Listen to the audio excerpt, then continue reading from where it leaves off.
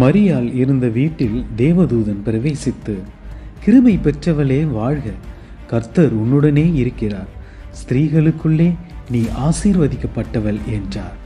அவளோ அவரை கண்டு வார்த்தையினால் கலங்கி இந்த வாழ்த்துதல் எப்படிப்பட்டதோ என்று சிந்தித்துக் கொண்டிருந்தாள்.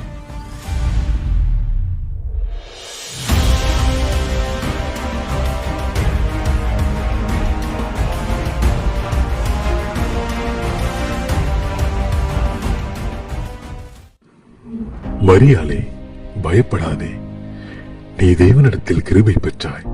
இதோ நீ கர்ப்பவதி ஆகிய ஒரு குமாரனை பெறுவாய்.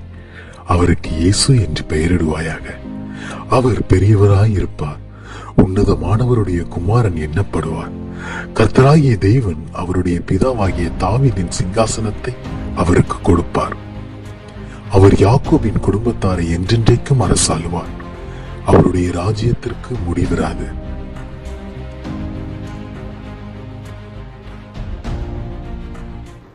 இது எப்படியாகும்? நானோ புருஷனை அறியேனே. பரிசுத்த ஆவி உன் மேல் வரும், உன்னதமானவருடைய பலம் உன் மேல் நிழலிடும். ஆதலால் உன்னிடத்தில் பிறக்கும் பரிசுத்தம் உள்ளது தேவனுடைய குமாரன் எண்ணப்படும். தேவனாலே கூடாத காரியம் ஒன்றும் இல்லை. இதோ நான் ஆண்டவருக்கு அடிமை, உமது வார்த்தையின்படியே எனக்கு ஆக கடவது.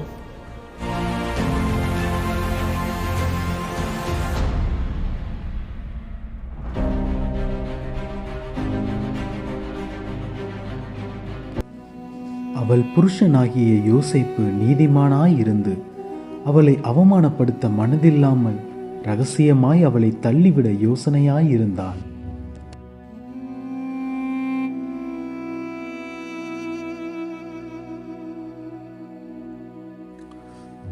தாவீதின் குமாரனாகிய யோசேப்பே, உன் மனைவியாகிய மரியாளை சேர்த்துக் கொள்ள ஐயப்படாதே. அவளிடத்தில் உற்பத்தியாயிருக்கிறது பரிசுத்த ஆவியினால் உண்டானது. அவள் ஒரு குமாரனை பெறுவாள்.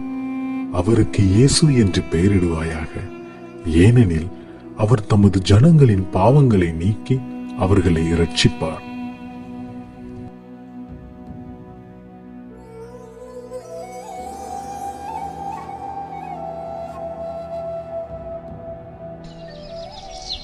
ஆம், தேவ கட்டளையின் படியே மரியாளை என் மனைவியாக சேர்த்துக் கொள்கிறேன். பரிசுத்த ஆவியினால் உருவான குழந்தைக்கு இயேசு என்று பெயரிடுகிறேன்.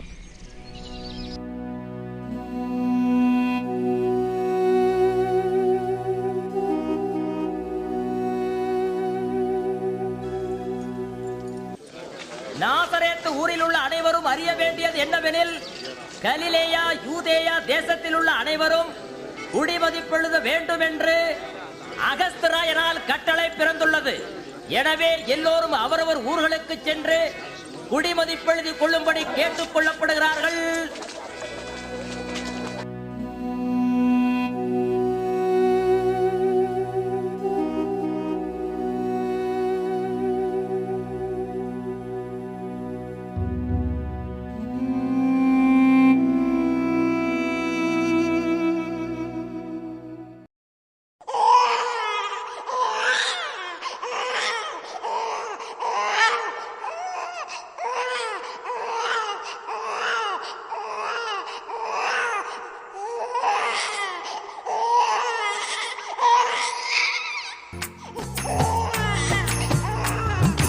பெத்தலையில் பிறந்தவரை போற்றி துதி மனமே, இன்னும் பெத்தலையில் பிறந்தவரை போற்றி துதி மனமே.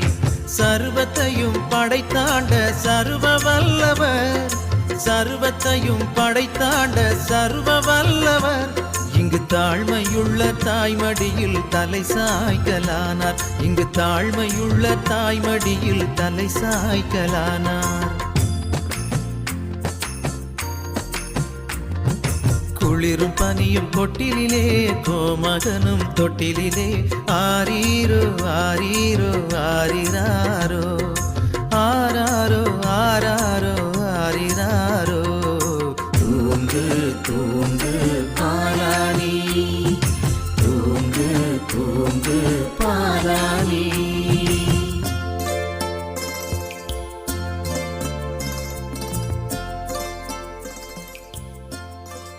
தேசத்தின் சில மேய்ப்பர்கள் இரவிலே வயல்வெளியில் ஆடுகளை காத்துக் கொண்டிருந்தார்கள். தேவதூதன் அவர்கள் முன் தோன்றினான். தெய்வீக மகிமை அவர்களை சுற்றிலும் பிரகாசித்தது.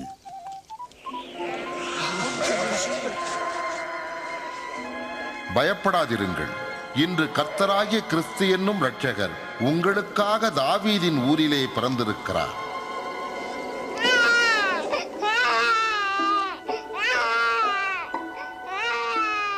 மேய்ப்பர்கள் அவ்விடம் விட்டு விரைந்து தொழுவத்தில் பிறந்த பாலனை காண சென்றனர். கன்னித்தாய்க்கு பிறந்த இரட்சகரின் பிறப்பின் நற்செய்தியை முதலில் பரப்பினவர்கள் இவர்களே.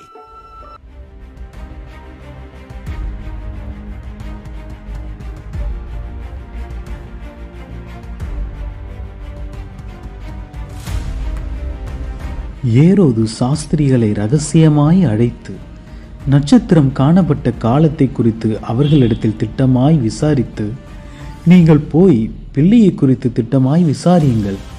நீங்கள் அதை கண்ட பின்பு நானும் வந்து அதை பணிந்து கொள்ளும்படி எனக்கு அறிவியுங்கள் என்று சொல்லி அவர்களை பெத்லகேமுக்கு தந்திரமாய் அனுப்பினான்.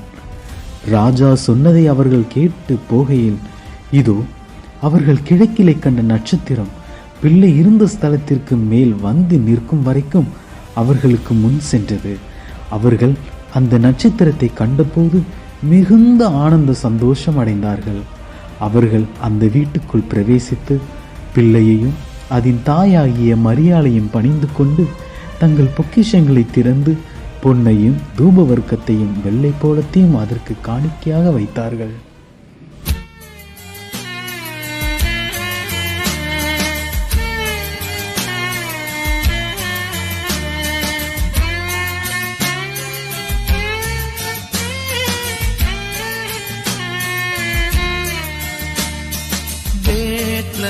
வந்த ராஜாவே, உம்மை நித்திய வேந்தனென்றே கிரீடம் சூடும் பொன்னை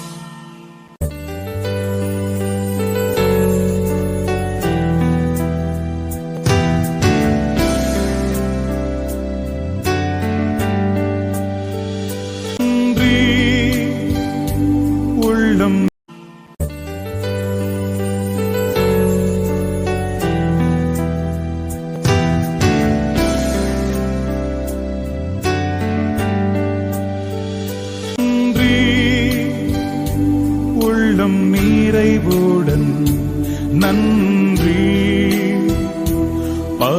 பரிசுத்தக்கே நன்றி தேவகுமாரன் இயேசுவை தந்தா நன்றி உள்ளம் நிறைவுடன் நன்றி பரிசுத்தக்கே நன்றி தேவகுமாரன் இயேசு